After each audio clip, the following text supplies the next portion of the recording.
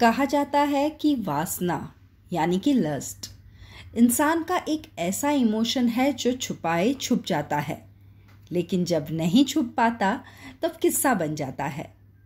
और ऐसे ही वासना को सेंटर में फोकल पॉइंट रखकर उसके आसपास 4 कहानियों को बुना गया है नई मूवी लस्ट स्टोरीज 2 में। पहली कहानी है मेड फॉर ईच अदर। ये कहानी है वेदा और अर्जुन की। वेदा और अर्जुन एक दूसरे से ऑनलाइन इत्तेफाक से मिले और उनके परिवार की सम्मति से उनकी शादी भी होने वाली होती है। अर्जुन और वेदा के परिवार के सभी लोग बहुत खुश हैं और साथ में बैठकर चाय पी रहे होते हैं। तभी वेदा की विधवा दादी, जो काफी बूढ़ी हो चुकी हैं, वो सबके सामने आकर वेदा और अर्जुन से पूछती हैं कि उन्होंने शारीरिक संबंध बनाए या नहीं। सभी लोग चौंक जाते हैं। वेदा के पिताजी अपनी मां को अंदर कमरे में जाने के लिए कहते हैं, लेकिन तभी वेदा की दादी बताती है कि शारीरिक संबंध शादी का वो अहम हिस्सा है जिसके बारे में कोई बात ही नहीं करना चाहता, और उसी वजह से काफी सारे रिश्ते खत्म हो जाते हैं। वेदा और अर्जुन दादी की बोल्ड बातों को सुनकर चौंक भी जाते हैं और खुश भी हो जाते हैं, मानो उन्हें हरी झंडी मिल गई हो। वहीं वेदा के पिताजी अपनी मां यानी वेदा की दादी के ऐसे व्यवहार से शर्मिंदा है और उनसे बात करना भी बंद कर देते हैं।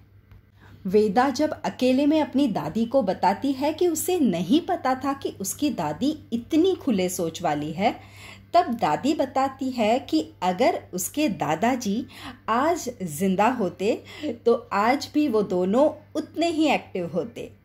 उन्होंने शादी से पहले दादाजी के साथ गांव में, खेत में कितनी ही बार शारीरिक संबंध बनाए थे। वेदा की दादी का मानना था कि खुशहाल शादी की नींव एक हेल्दी शारीरिक संबंध पर निर्भर है। दादी का मानना है कि अगर नई कार खरीदने से पहले उसकी टेस्ट ड्राइव ली जाती है तो जीवन साथी जिसके साथ पूरी जिंदगी गुजारने वाले हैं उसका कोई टेस्ट क्यों नहीं। यहाँ तक कि वेदा की दादी उसके अपने बेटे यानी वेदा के पिताजी को भी ये बात सुना देते हैं कि उनके और उनके बहू के बीच में ऐसे कोई भी संबंध नहीं। इस बात का उन्हें बहुत ज़्यादा अफसोस है। एक दिन वेदा और अर्जुन ऐसे ही नाइट क्लब में जाते हैं और वहाँ से होटल के रूम में, जहाँ पर दोनों के बीच संबंध बनता है।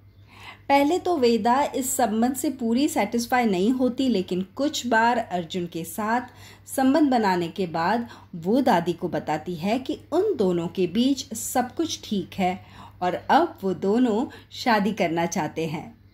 वेदा और अर्जुन की शादी हो जाती है। ये कहानी हमें ये बताती है कि उम्र चाहे कितनी भी हो, अगर हम अपनी सोच को जवान रखेंगे तो हम कभी भी बूढ़े नहीं हो पाएंगे। लस्ट स्टोरीज 2 की दूसरी कहानी है the mirror. Ishita metro city में रहने वाली सक्सेसफुल इंडिपेंडेंट वर्किंग वुमन है। उम्र के उस पड़ाव पर है जहां उसे साथी की ज़रूरत तो है, लेकिन इशिता का कोई साथी नहीं होता। एक दिन इशिता ऑफिस से अपने घर दोपहर के 3 बजे अचानक पहुंच जाती है।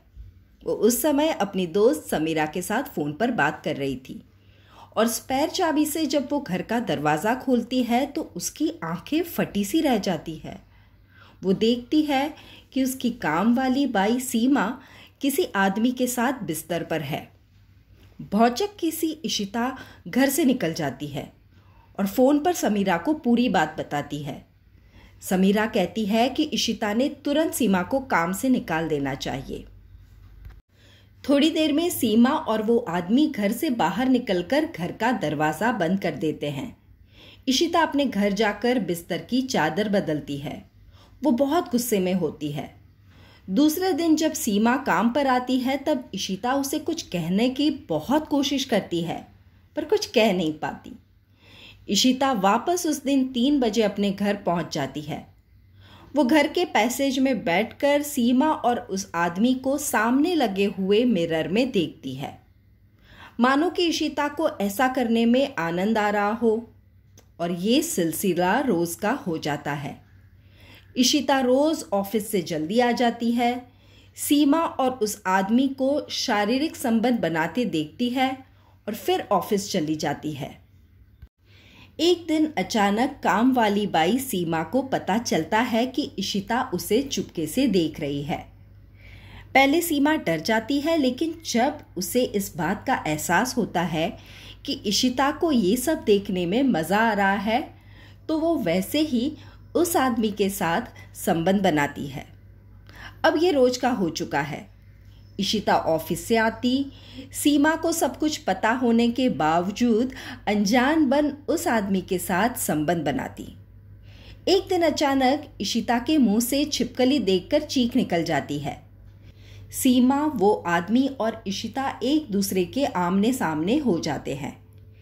इशिता अपनी बाई पर आरोप लगाती है कि वो ये घिनौना काम उसके घर में क्यों कर रही है।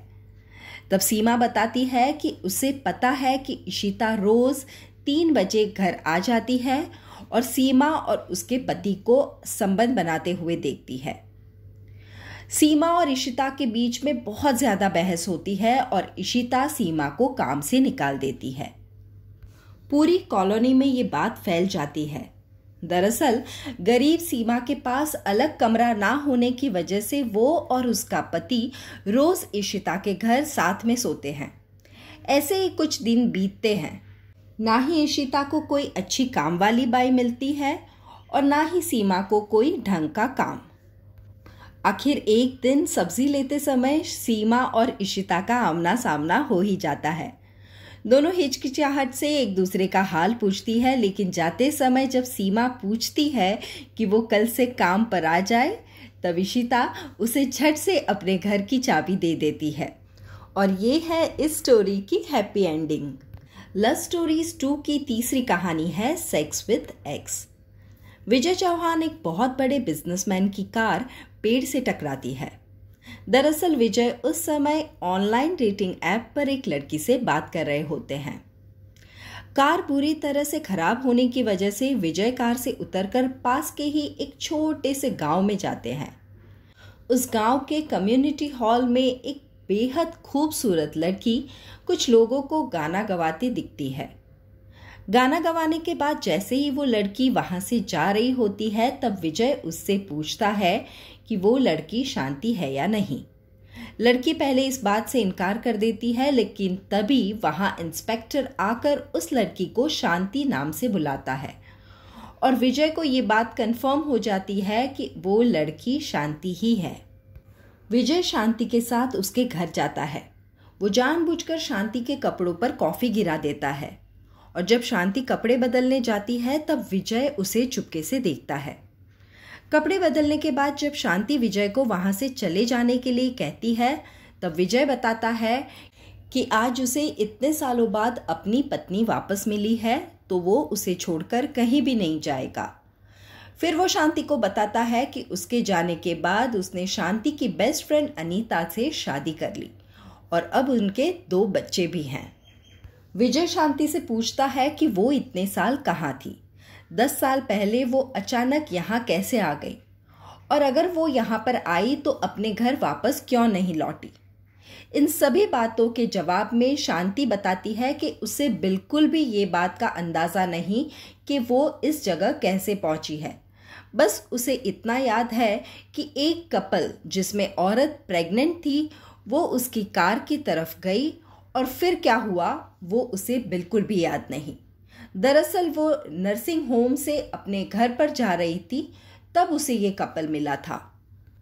विजय जब नर्सिंग होम के बारे में शांति से पूछता है, तब शांति बताती है कि वो प्रेग्नेंट थी और ये बात अनीता को पता चल गई थी और इसीलिए उसकी जान लेने के लिए उसने वो कपल को भेजा था। विजय शांति से कहता है कि शांति को वो वापस अपने घर ले जाएगा, लेकिन शांति विजय को बताती है कि वो उसका बना बनाया घर उजाड़ना नहीं चाहती। शांति विजय को वहां से चले जाने के लिए कहती है।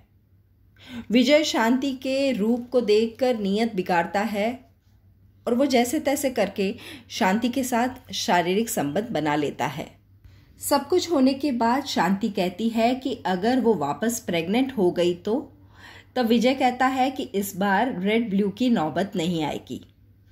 शांति ये सुनकर चौंक जाती है कि विजय को प्रेगनेंसी किट का नाम कैसे पता चला, क्योंकि वो नाम की प्रेगनेंसी किट ऑनलाइन नहीं मिलती और शांति ने वो अपनी सहेली द्वारा कहीं और से मंगवाई थी।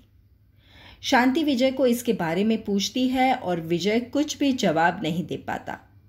विजय शांति पर हमला कर उसकी जान लेने की कोशिश करता है और शांति को इस बात का अंदाजा हो जाता है कि उस समय विजय ने ही उसकी जान लेना चाही थी।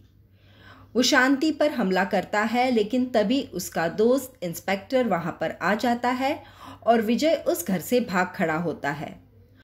विजय दौड़ता हुआ अपनी कार के पास जाकर देखता है तो उसकी आंखें फटी की फटी रह जाती है, क्योंकि पेड़ से टकराने के बाद उसकी कार एक्सीडेंट में मौत हो गई थी।